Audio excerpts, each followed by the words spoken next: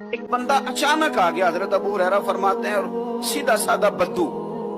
امام غزالی نے لکھا ہے وہ آ کے کھڑا ہوا، سلام لی اور فوراً کوئی اور بات نہیں کی،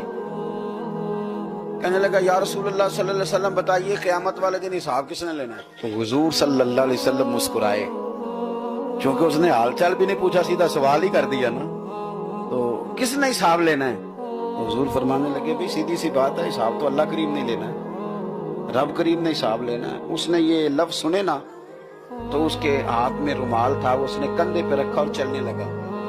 تو حضور فرمانے لگے سن تو صحیح، سوال پوچھا ہے جواب لیا، اب تو جا رہا ہے؟ کہنے لگا حضور بس اتنا ہی پوچھنا تھا، اگر اللہ نے حساب لینا ہے تو اللہ بڑا کریم ہے،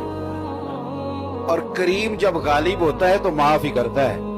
اس نے حساب لینا تو پھر کرم ہی ہونا ہے۔ یہ کہہ کے وہ چلا گیا، حضور خاموش ہو گئے، مسکراتے رہے۔ حضرت ابو ہریرہ کہتے ہیں ہم نے پوچھا یا رسول اللہ یہ کیا